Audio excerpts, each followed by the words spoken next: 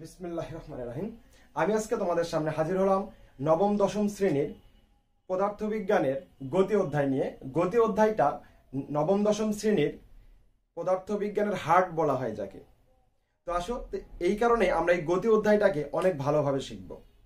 আমি মনে করি পদার্থবিজ্ঞান বা সায়েন্সের যে কোনো বিষয় মুখস্থ করার বিষয় নয়, এটাকে তোমাকে এমনভাবে ভিতরটা বেসিক সহ গ্রহণ করতে হবে যেন তুমি এটা যখন তখন নিজের মতো করে লিখতে পারো।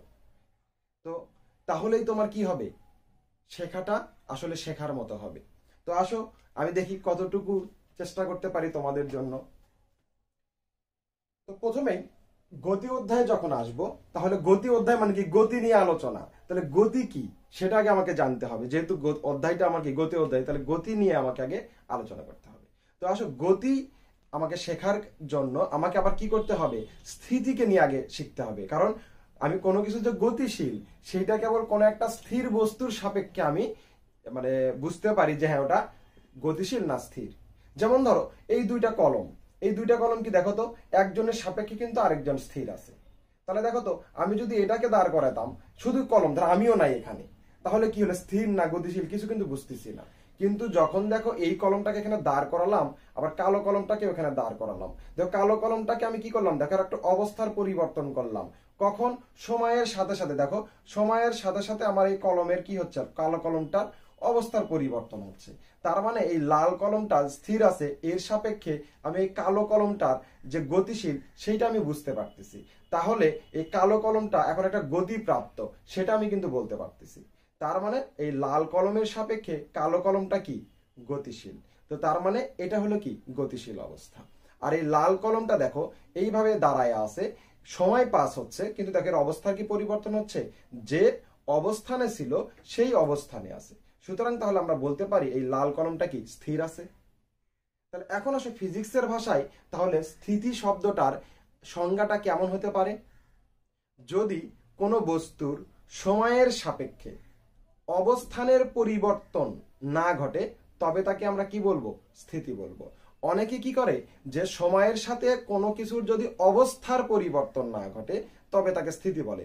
অবস্থা এই কথাটা কিন্তু বলা যাবে না। কারণ দেখো অবস্থা এবং অবস্থানের মধ্যে কি বিরাট একটা পার্থক্য। দেখো অবস্থান এবং হলো অবস্থা। দেখো তো, অবস্থা বলতে আমরা কি বুঝি ফিজিক্সের ভাষায়, কঠিন তরল বা বায়বীয় অবস্থা। আর অবস্থান বলতে কি বোঝাচ্ছি, একটা স্থান। ওকে, তাহলে দেখো এই দুটা তোমরা ভুল করে ফেলো। যে এইটা ভুল করলে দেখছো কত বিরাট বড় একটা ভুল হয়ে যায়। তো এই কাজটা করা যাবে না। তো এখন আসে, তাহলে আমরা এখন স্থিতির সংজ্ঞায় যাইতে পারি। তাহলে দেখো স্থিতি কি জিনিস। তাহলে দেখো স্থিতি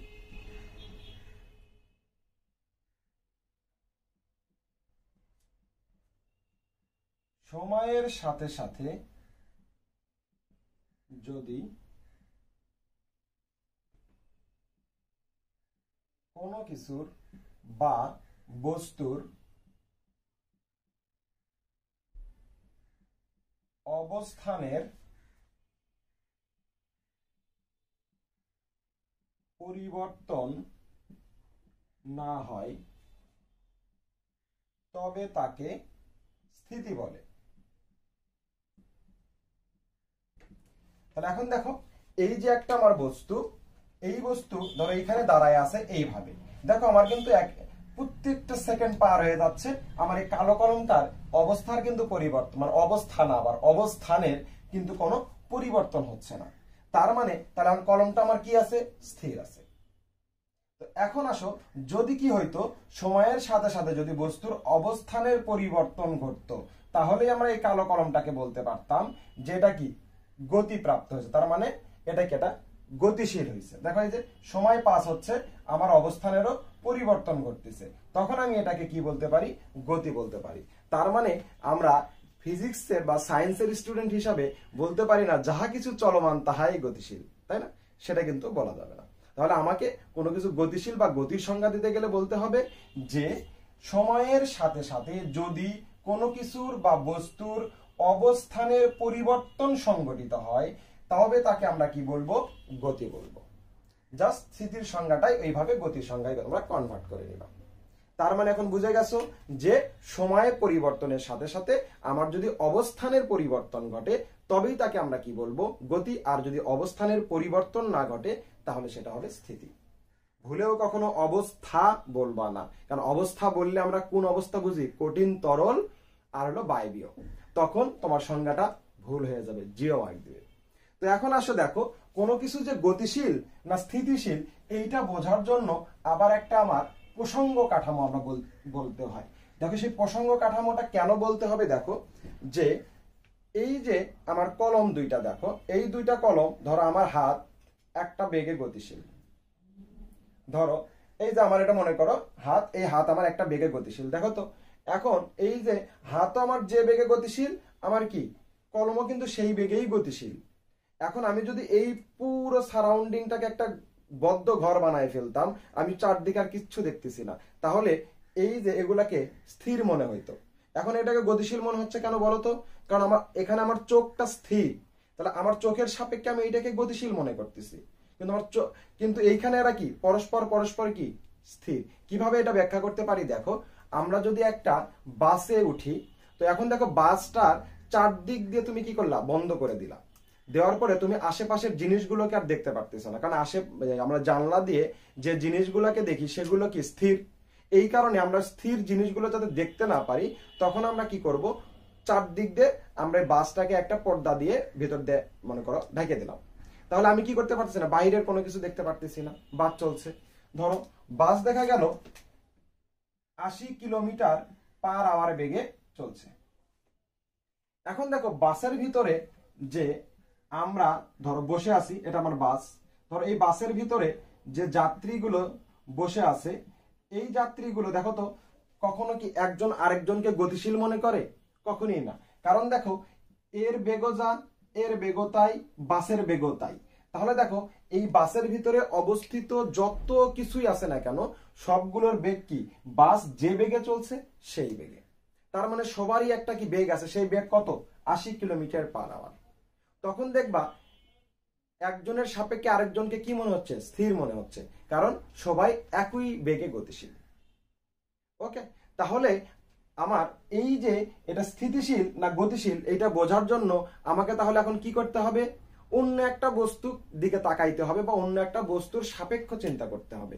এই সাপেক্ষ চিন্তা করার জন্য তুমি কি করলা, বাসের জানালার এই পর্দাটা এখন কি করলা, খুলে দিলা।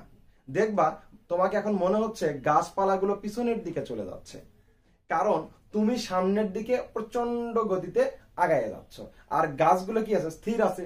গাছগুলো তার আমার সাথে কি সামনের দিকে যাচ্ছে না, যার কারণে আমি সামনে যাচ্ছি, আমার বেগের কারণে গাছগুলোকে পিছন দিকে যাইতে মনে হচ্ছে যে পিছন দিকে আসলে ওরা গতিশীল, আসলে কিন্তু তারা আমি সামনের দিকে গতিশীল। তো আমি যে গতিশীল এইটা বোঝার জন্য আমার একটা প্রসঙ্গ কাঠামোর প্রয়োজন হয়েছে, সেটা কি, আমার পারিপার্শ্বিক কোনো গাছ বা বিল্ডিং। ওকে, তো এখন আসো তাহলে এই যে তোমার গতি থাকলেই যে সেটাকে তোমার গতিশীল মনে হবে এমন কিন্তু না।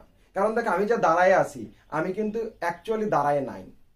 আসলে কি দাঁড়ায় আছি, তোমার কাছে মনে হচ্ছে দাঁড়ায় আছি, ঠিক ওই বাসের ঘটনার মতো। কেমন, পৃথিবীটা তার একটা নির্দিষ্ট বেগে কি হচ্ছে, প্রতিনিয়ত ঘূর্ণীয়মান। এবং দেখো পৃথিবী যে ঘূর্ণায়মান, পৃথিবীর উপরে সমস্ত বস্তু তাহলে কি ওই সমবেগে গতিশীল না? যার কারণে এই পৃথিবীতে আমরা যখন এই নিজের আমরা আপেক্ষিক গতি যতক্ষণ না বাড়াবো, ততক্ষণ দেখো একজন আমরা কি করতেছি, আরেকজন দাঁড়ায় থাকা বস্তুর সাপেক্ষে আমরা একজন আরেকজনকে স্থির বলতে পারতেছি। কিন্তু বাস্তবিক পক্ষে আমরা কিন্তু কেউই স্থির না, আমরা সবাই গতিশীল। কার বেগে, পৃথিবী যে বেগে ঘুরছে সেই বেগে। অর্থাৎ সমবেগে, মানে একই বেগে যদি কোনো কিছু ঘূর্ণায়মান থাকে তাহলে তাদেরকে আমরা কি বলি, স্থির বলে মনে হয়। ওকে, তাহলে এখন আসো প্রকৃতপক্ষে আমি স্থির না। তো এই কারণে আমি কোনো কিছুকে স্থির বা গতিশীল এটা বোঝার জন্য একটা প্রসঙ্গ কাঠামো চিন্তা করব, যার সাপেক্ষে আমি কোনো বস্তুর স্থিতি বা গতি নির্ণয় করব। তাহলে এখন আসো এই প্রসঙ্গ কাঠামো জিনিসটা কি আসলে।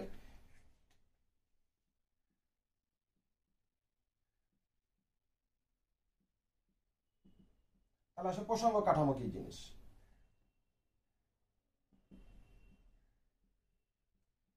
যার সাপেক্ষে কোনো কিছুর পরিমাপ করা হয়।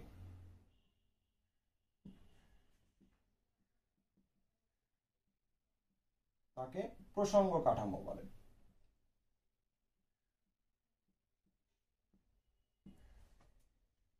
তাহলে এখন দেখো, আমি যদি আমার দৈর্ঘ্য পরিমাপ করতে চাই, তাহলে আমার দৈর্ঘ্য পরিমাপের জন্য আমার কি লাগবে? একটা স্কেল দরকার, সেটাকে আমরা মিটার স্কেলটা ইউজ করে থাকি। তাহলে এখন দেখো, সেই মিটার স্কেলটা আমি আমার দৈর্ঘ্য পরিমাপ করব। তাহলে আমি কার সাহায্যে দৈর্ঘ্য পরিমাপ করতেছি?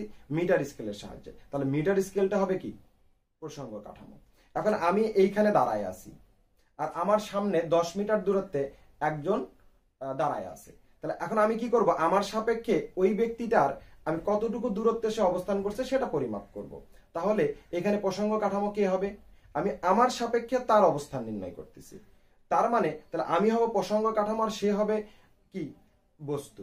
আবার যদি আমি ওই লোকটার সাপেক্ষে যদি আমি কি করি, আমার কতটুকু দূরত্ব এটা নির্ণয় করতে চাই, তাহলে ওই ব্যক্তিটাই হবে হলো প্রসঙ্গ কাঠামো।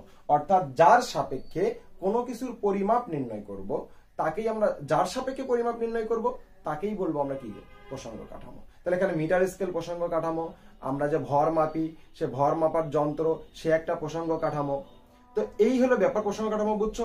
আমরা কি করতেছি, আমার এই যে ধরো আমার বাসার যে ধরো সাপোজ আমি হোয়াইট বোর্ডটাকে চিন্তা করলাম, তাহলে হোয়াইট বোর্ড থেকে আমার এই কলমটার দূরত্ব কতটুকু আমি পরিমাপ করতেছি। তাহলে দেখো এখানে প্রসঙ্গ কাঠামো কোনটা? White board. কারণ হোয়াইট বোর্ডের সাপেক্ষে আমি বস্তুর অবস্থান নির্ণয় করতেছি, যে এই হোয়াইট বোর্ড স্থির থাকার কারণে আমি বলতে পারতেছি আমার কলমটা এখন কোথায় আছে। এখন হোয়াইট বোর্ডটাও যদি এখান থেকে মুভেবল হইতো, দেখো এও যাচ্ছে এও যাচ্ছে, তাহলে কি দেখো তো আমি এক্সাক্ট যে দূরত্ব সেটা কি পাইতাম? পাইতাম না। আমি বুঝতে পারছো? তো এটাই হলো প্রসঙ্গ কাঠামো।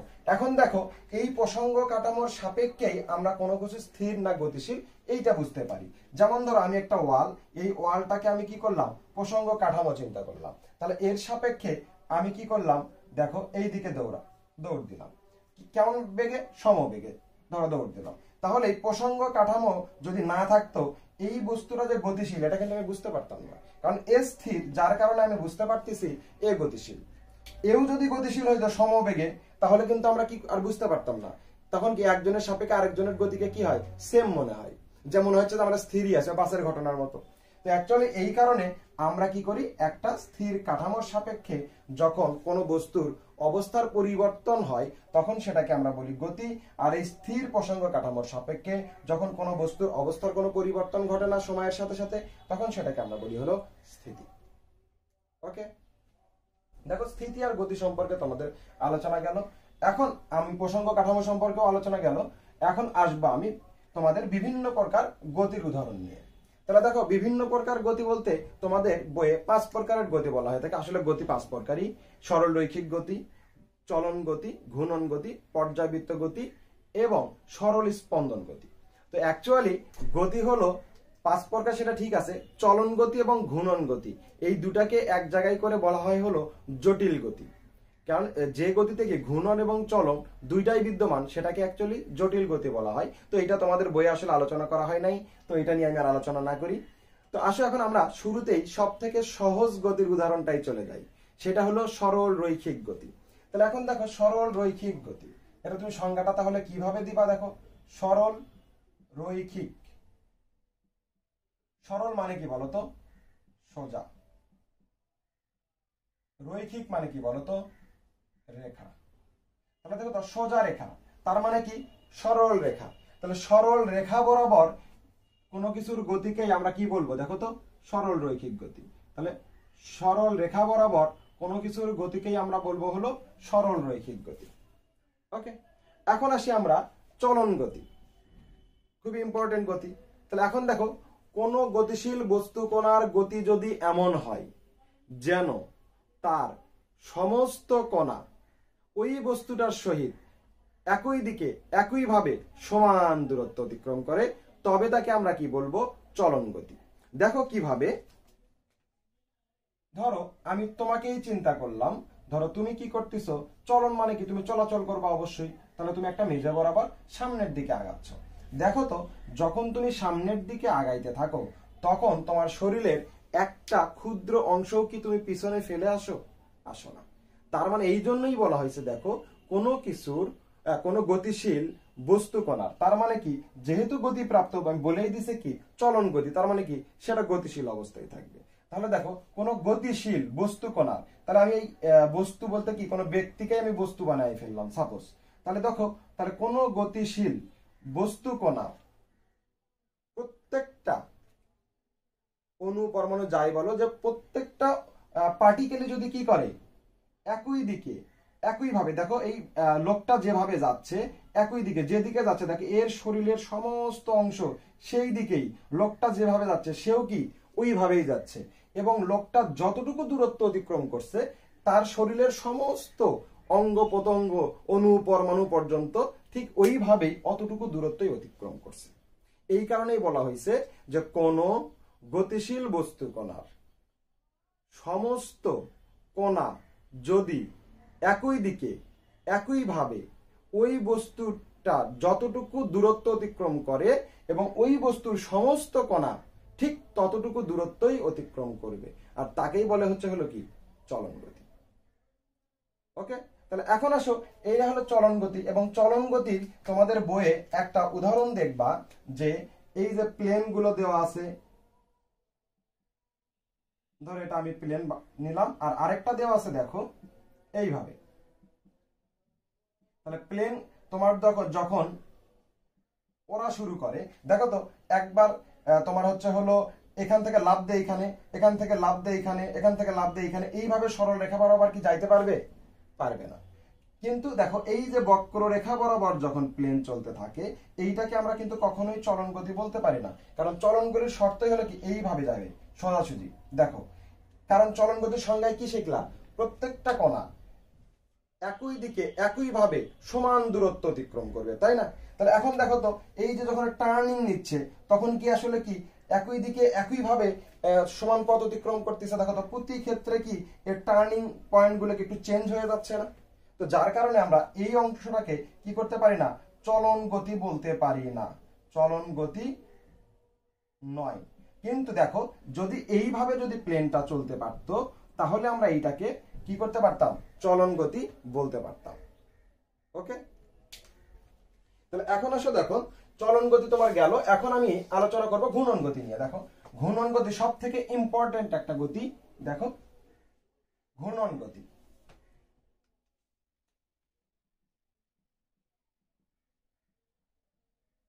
ঘূর্ণন গতির ক্ষেত্রে তুমি প্রথমেই উদাহরণটাকে মনে রাখবা যে ঘড়ির কাঁটার গতি একটা ঘূর্ণন গতি, বাস। তাহলেই দেখো তোমার সংজ্ঞাটা কত সহজ হয়ে যাবে। ধরো এটা আমার একটা ঘড়ি, যদিও বৃত্তাকার হলো না, এটা মনে করে নাও যে এটা একটা বৃত্তাকার পথ হবে। তাহলে দেখো ঘড়ির কাঁটার একটা কেন্দ্র থাকে, অর্থাৎ বৃত্তের একটা কেন্দ্র থাকে, তাহলে ঘূর্ণন গতি অবশ্যই কি বৃত্তাকার হবে। কেন বৃত্তাকার হবে? দেখো ঘূর্ণন গতির সংজ্ঞাটা হচ্ছে হলো তাহলে কোন একটা কি বিন্দুকে কেন্দ্র করে, কোন একটা বিন্দুকে কেন্দ্র করে যদি বস্তুটি কি করে সমান দূরত্বে ঘুরতে থাকে তবে তাকে আমরা ঘূর্ণন গতি বলি। তাহলে এখন দেখো এই যে কোন একটা বিন্দু এইটা, তাহলে এই বিন্দুকে কেন্দ্র করে সমান দূরত্ব, দেখো দূরত্ব চেঞ্জ হবে না। তার মানে দেখো যদি দূরত্ব চেঞ্জ না হয়, দেখো তো এটা যদি তুমি একটা ঘুরাও, দেখো তুমি ঘুরাতে থাকো তাহলে কি হবে, একটা কিন্তু বৃত্ত তৈরি হবে। তার মানে দেখো আমি দূরত্ব চেঞ্জ করি নাই, দূরত্ব চেঞ্জ না করে আমি যদি এক পাক ঘুরাই দেখো একটা বৃত্ত তৈরি হয়ে যাবে। তার মানে অবশ্যই ঘূর্ণন গতির ক্ষেত্রে সেটা কেমন পথ হতে হবে, অবশ্যই বৃত্তাকার পথ হবে। ওকে, তার মানে তাহলে ঘূর্ণন গতির সংজ্ঞাটা আমরা কিভাবে দিব, তাহলে কোন একটা বিন্দুকে কেন্দ্র করে, ঘূর্ণন গতির ক্ষেত্রে কি চেঞ্জ হওয়া যাবে না, দূরত্ব চেঞ্জ হওয়া যাবে না। তাহলে কোন একটা বিন্দুকে কেন্দ্র করে যদি কোনো কিছু সমান দূরত্ব থেকে ঘুরতে থাকে তবে তাকে আমরা কি বলবো, ঘূর্ণন গতি বলবো। ওকে, তাহলে ঘূর্ণন গতির সংজ্ঞাটা একেবারেই ইজি, এইভাবে মনে রাখবা। যদি সমান দূরত্ব কথা না বলো তাহলে সংজ্ঞা কিন্তু হবে না। ওকে, কেন হবে না, পর্যায়বৃত্ত গতি বা যখন সরল স্পন্দন গতিতে যাব তখন এইটা ওইটার ডিফারেন্সটা বুঝতে পারবা। তাহলে এখন ঘূর্ণন গতির সংজ্ঞা যখনই আসবে বা এমসিকিউ হিসেবে যেটাই আসুক না কেন, তাহলে তখন তোমাকে কি বলতে হবে, সে সমান দূরত্ব থেকে ঘুরতে থাকবে। ওকে, তাহলে ঘড়ির কাঁটার গতি, ফ্যানের গতি, এগুলোকে তারপর সাইকেলের চাকার গতি, এগুলোকে আমরা কি বলবো, ঘূর্ণন গতি বলবো। কারণ দেখো এগুলা সবগুলাই একটা নির্দিষ্ট বিন্দুকে কেন্দ্র করে সমান দূরত্ব থেকে ঘুরতে থাকে, এই জন্য আমরা এগুলোকে ঘূর্ণন গতি বলবো। তাহলে এখন আসো ঘূর্ণন গতির সব থেকে বড় সুন্দর ইম্পর্টেন্ট যে উদাহরণ সেটা হলো পৃথিবী এবং চাঁদের মধ্যে যে ঘূর্ণন সেইটা যেটা তোমাদের বইয়ে আছে, দেখো আমাদের এই যে কক্ষপথের কেন্দ্রবিন্দুতে কে থাকে? সূর্য। তাহলে সূর্যকে কেন্দ্র করে দেখো পৃথিবী ঘুরছে, এটা আমার পৃথিবী। দেখো সূর্যকে কেন্দ্র করে এই যেটা আমি পৃথিবী চিন্তা করলাম, সূর্যটা আরো বড় করে দিতে পারো, এটাকে আরো সূর্যকে বড় করে দিতে পারো, এটা আমার একটা কক্ষপথ। এখন দেখো আমরা একটা জিনিস জানি যে কক্ষপথ কেমন হয় বলো তো? কক্ষপথ হলো উপবৃত্তাকার হয়। তাহলে এখন দেখো যদি উপবৃত্তাকার হয়, দেখো উপবৃত্ত বলতে কি ব্যাপারটা তো এরকম, এটা আমার বৃত্ত ছিল, এটা কি উপবৃত্ত। দেখো উপবৃত্ত যখনই হবে তখন কেন্দ্র থেকে কি এই দূরত্ব সমান থাকবে? ঘূর্ণন গতির ক্ষেত্রে তো আমরা একটা জিনিস শিখছি, সেটা কি যে সমান দূরত্ব থেকে ঘুরতে হবে। তাহলে তোমাদের বইয়ে দেওয়া আছে পৃথিবী এবং চাঁদের মধ্যকার যে ঘূর্ণন, সেটা একটা কি ঘূর্ণন গতির উদাহরণ। তাহলে এটা স্যার কিভাবে সম্ভব? এখন আসো, তাহলে দেখো সূর্যকে কেন্দ্র করে আমি এখানে পৃথিবী আঁকালাম, এই পৃথিবীটা ঘুরছে, ধরো সূর্যকে কেন্দ্র করে পৃথিবীটা ঘুরছে। তাহলে এখন দেখো এই পৃথিবীকে কেন্দ্র করে আবার এই কক্ষপথে, এটাও কিন্তু একটা উপবৃত্তাকার, একেবারে বৃত্তাকার না, এই কক্ষপথটাও তোমার কি উপবৃত্তাকার। তাহলে এইটাকে কেন্দ্র করে আবার কে ঘুরছে? চাঁদ, মুন। বুঝতে পারছো? তাহলে এখন দেখো তো, তাহলে আমরা এই পৃথিবীর কেন্দ্র থেকে তো সমান দূরত্ব হওয়ার কথা না, তাহলে আমরা ঘূর্ণন গতি কেন বলতেছি? এখন আসো সেই কারণটাই চলে আসি। আমরা জানি কি দেখো তো, এই যে কোনো বস্তুর ভর থাকে কোথায়? একদম কেন্দ্রে, তাই তো? তাহলে দেখো আমরা জানি পৃথিবীটাও কি সম্পূর্ণ গোলাকার না, কেমন একটু ডিম্বাকৃতির, একটু ডিম্বাকৃতির। চাঁদ, চাঁদ তোমরা এতদিন জানো কি গোলাকার। আসলে আমরা চাঁদের সম্পূর্ণ অংশটা দেখতে পারি না, মোটামুটি 45 পরিমাণ অংশ দেখতে পারি, বাকি অংশটা আমরা কিন্তু দেখতে পারি না। তো অ্যাকচুয়ালি চাঁদ একেবারেই বৃত্তাকার নয়, এও একটু কি এরকম ডিম্বাকার। তার মানে দেখো যদি ডিম্বাকার হয়, এর ভর কেন্দ্র একেবারে যে তোমার কি মিডল পয়েন্ট হবে এরকম না। কারণ দেখো আমরা এরকম যদি হয়, আর ভর কেন্দ্র কি এখানেও হতে পারে, এখানেও হতে পারে, তো এর ভর কেন্দ্রটা ধরো এই দিকে।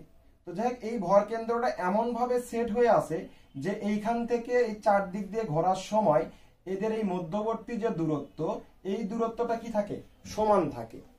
যার কারণে আমরা এর মধ্যবর্তী ঘূর্ণনটাকে কি বলতেছি? একটা ঘূর্ণন গতির উদাহরণ হিসেবে তোমাদের বইয়ে আলোচনা করছে। কিন্তু তোমাদের এই খটকাটা সবসময় লাগে যে যেহেতু কক্ষপথটা উপবৃত্তাকার, তাহলে ঘূর্ণন গতি কিভাবে হয়? কারণ ঘূর্ণন গতির ক্ষেত্রে সংজ্ঞায় বলাই আছে যে কেন্দ্র থেকে সমান দূরত্বে বস্তু ঘুরতে হবে, তাহলে সেটাকে আমরা কি বলি? ঘূর্ণন গতি। কিন্তু এখানে তো এটা হচ্ছে না, হওয়ার কথা না। কারণ এই যে উপবৃত্তাকার দেখো প্রত্যেক ক্ষেত্রে আমার কি হচ্ছে? আর এর মানে এই যে কেন্দ্র থেকে দূরত্ব চেঞ্জ হচ্ছে, দেখো চেঞ্জ হচ্ছে না, প্রত্যেকটা ক্ষেত্রেই চেঞ্জ হচ্ছে। তাহলে কিভাবে এটা ঘূর্ণন গতির উদাহরণ হতে পারে? তাহলে এখন বুঝতে পারছো যে অ্যাকচুয়ালি কিভাবে এটা ঘূর্ণন গতির উদাহরণ হলো। তো এই হলো ব্যাপার। তো এখন আসে ঘূর্ণন গতি সম্পর্কে তোমরা জানলা যে সমান দূরত্ব কথাটা অবশ্যই বলতে হবে। তাহলে এখন আসে ঘূর্ণন গতির ক্ষেত্রে সাথে আমরা এখন হচ্ছিল পর্যায়বৃত্ত গতির যে ব্যাপারটা, সেটা একটু মিলাইয়ে দেখি কি দাঁড়ায়।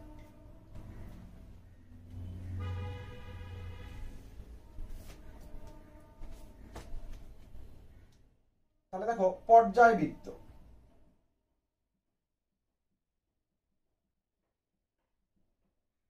পর্যায়বৃত্ত গতি। তাহলে এখন দেখো পর্যায়বৃত্ত গতির সংজ্ঞাটা আমরা তাহলে কিভাবে দিতে পারি?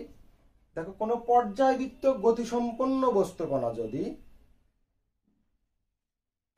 একটা নির্দিষ্ট বিন্দুকে কেন্দ্র করে নির্দিষ্ট সময় পর পর ওই একই বিন্দুকে পরিভ্রমণ করে, তবে তাকে আমরা কি বলবো?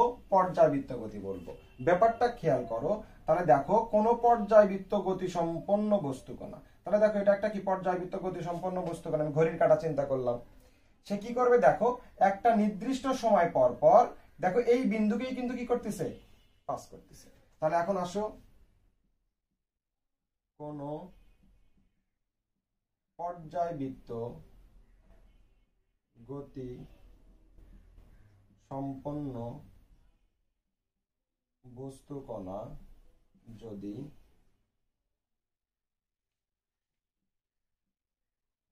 একটি নির্দিষ্ট সময়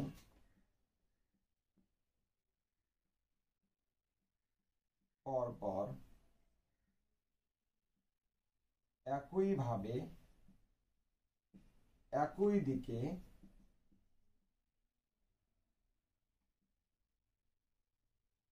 একই বিন্দুকে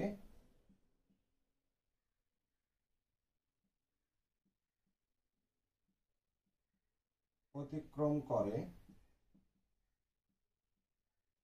তবে তাকে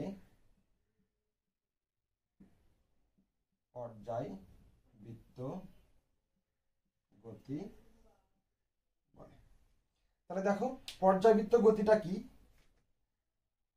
কোন পর্যায়বৃত্ত গতিসম্পন্ন বস্তু কোনা, তার মানে এটা কি পর্যায়বৃত্ত গতিসম্পন্ন কোন বস্তু যদি একটা নির্দিষ্ট সময় পর পর, দেখো এই 12 এই ঘন্টার কাঁটাটাকে ঠিক 12 ঘন্টা পর পর সে কি করতেছে, ওই বিন্দুটাকে অতিক্রম করতেছে। তাহলে একটা নির্দিষ্ট সময় পর পর দেখো ঘড়ির কাঁটাকে এই দিক দিয়ে যাচ্ছে, তার মানে কি আমাদের ডান দিকে যাচ্ছে। দেখো তার মানে দেখো একইভাবে, তাহলে দেখো তো এই দিকেই না, এই যে একইভাবে কখনো দেখতেছো এই দিকে আইসে আবার এই দিকে যাচ্ছে, তা কিন্তু যায় না, এই যে এইভাবেই যাচ্ছে। তাহলে দেখো একইভাবে একই দিকে, তাহলে দেখো তো একই দিকে যাচ্ছে না, যেভাবে যাচ্ছিল সেইভাবে একই দিকে যাচ্ছে। একই দিকে একই বিন্দুকে অতিক্রম করে। তাহলে দেখো নির্দিষ্ট সময় পর পর এই যে একই বিন্দু, এই 12 ঘর এইটাকেই বারবার কি করতেছে, সে পাস করতেছে না। তো একই বিন্দুকে অতিক্রম করে তবে তাকে আমরা কি বলবো, পর্যায়বৃত্ত গতি বলবো। ওকে, তাহলে এখন আসো এই পর্যায়বৃত্ত গতির উদাহরণে আমরা একটু ফিরে যাই। সেইটা হলো যে পর্যায়বৃত্ত গতির ক্ষেত্রে ব্যাপার কি হইতে হবে, যে এই যে সমদূরবর্তী, এই ব্যাপারটা সমদূরবর্তী হতেও পারে নাও পারে। এটাই হলো ঘূর্ণন গতির সাথে এই পর্যায়বৃত্ত গতির পার্থক্য। যে এই পর্যায়বৃত্ত গতির ক্ষেত্রে কেন্দ্র থেকে এই যে তোমার যে গতিশীল বস্তু, এটার দূরত্ব সমান হতেও পারে নাও পারে, কিন্তু কি হইতে হবে, একটা নির্দিষ্ট সময় পর পর একইভাবে একই দিকে ওই বিন্দুকে কি করতে হবে, পাস করতে হবে, তাহলেই সেটা পর্যায়বৃত্ত গতি। সূর্য, যাকে কেন্দ্র করে সব গ্রহের আবর্তন, কিন্তু সৌরজগতের চন্দ্র, সূর্য, গ্রহ, নক্ষত্র, উপগ্রহ সব ভাসমান বস্তুই একটা নির্দিষ্ট ভারসাম্য বজায় রেখে চলে। আমরা এবার এদের সেই ভারসাম্য বিন্দু খুঁজে বের করব। এই কেন্দ্র বিন্দুটির আমরা নাম দিলাম ব্যারিসেন্টার। তার আগে কয়েকটা বিষয় অনুধাবনের চেষ্টা থাকবে। এখন আমরা অনেকে জানি চাঁদ পৃথিবীকে কেন্দ্রে রেখে নিজ কক্ষপথে চক্কর দিচ্ছে। আসলে বাস্তবিক পক্ষে এ ধারণায় কিছুটা ত্রুটি রয়েছে। মজার বিষয় হলো চাঁদ এবং পৃথিবীর ব্যারিসেন্টার এর অবস্থান পৃথিবীর কেন্দ্র থেকে গড়ে 4671 কিলোমিটার দূরে অবস্থিত, যেটা পৃথিবীর ব্যাসার্ধের 75%, অর্থাৎ পৃথিবীর অনুমান করা যায়। বাস্তবে এর অবস্থান হয় সূর্যের অভ্যন্তরে, সৌরজগতের কেন্দ্র। একটি রেখাংশের ভরকেন্দ্র হলো তার ঠিক মধ্যের বিন্দুটি, কিন্তু 3টি রেখাংশের দ্বারা একটি ত্রিভুজ গঠিত হলে এর ভরকেন্দ্র এদের মধ্যমাত্র এর ছেদবিন্দুতে চলে আসে। ঠিক একইভাবে পরপর সে কি করে, ওই একই বিন্দুকে বারবার পরিভ্রমণ করে। তার মানে কি, সে আবার কিভাবে, এই যে এই পথ দিয়ে একইভাবে একই দিকে ঠিক 365 দিন পর পর ওই বিন্দুকেই পরিভ্রমণ করে। যার কারণে সূর্য এবং পৃথিবীর মধ্যকার যে এই যে ঘূর্ণন, এইটাকে আমরা কি বলতেছি, পর্যায়বৃত্ত গতি। ঘূর্ণন গতি বলতে পারতেছি না, কারণ কেন্দ্র থেকে এর দূরত্ব প্রত্যেকটা ক্ষেত্রে একই না। আর ঘূর্ণন গতির ক্ষেত্রে কি হইতে হবে, কেন্দ্র থেকে সমান দূরত্ব রেখে তাকে ঘুরতে হবে, তাহলেই আমরা তখন ওইটাকে ঘূর্ণন গতি বলতে পারবো। এই প্রশ্নটা তোমাদের বারবার আসে যে পৃথিবীর নিজ অক্ষের উপর ঘূর্ণন গতি বা তোমার পৃথিবী এবং হলো কি সূর্যের মধ্যকার যে তোমার গতি, এটা ঘূর্ণন গতি না পর্যায়বৃত্ত গতি, ব্যাখ্যা করো। বা পৃথিবীর গতি পর্যায়বৃত্ত গতি না ঘূর্ণন গতি, ব্যাখ্যা করো। তাহলে আমরা এখন ইজিলি পারবো না, কারণ এই যে এই তোমার হচ্ছে উপবৃত্তাকার পথ হওয়ার কারণে এই ঘটনাটা ঘটে। কিন্তু যখনই আবার কোথায় চলে যাচ্ছ, চাঁদ এবং পৃথিবীতে, তখন সেটা কিন্তু কি পর্যায়বৃত্ত প্লাস ঘূর্ণন গতি। কারণ এটা আমার যদি পৃথিবী হয়, এই পৃথিবীকে কেন্দ্র করে আবার ঘুরছে কে, চাঁদ। তাহলে দেখো এই চাঁদটা আবার একটা নির্দিষ্ট সময় পর পর একটা নির্দিষ্ট বিন্দুকেই কিন্তু কি করে, পাস করে। যার কারণে এর ঘূর্ণনটাকে কি ঘূর্ণন প্লাস কি পর্যায়বৃত্ত গতি দুইটাই বলা যায়। ওকে, তো যাই হোক, লেকচারে আসলে মানে ভিডিও লেকচারে আরো অনেক কিছু বলার ইচ্ছা থাকলেও বলা সম্ভব হয় না, কারণ ভিডিওটা অনেক বড় হয়ে গেলে সেটা আসলে মানে একটু অন্যরকম লাগে, অনেকে এই এত মিনিট ভিডিও মানে দেখতেই ভয় পায়। তো যার কারণে চেষ্টা করি আসলে অল্প সময়ের ভিতরে যতটুকু পারা যায় তুলে ধরার। তো আজকের মতো এ পর্যন্তই।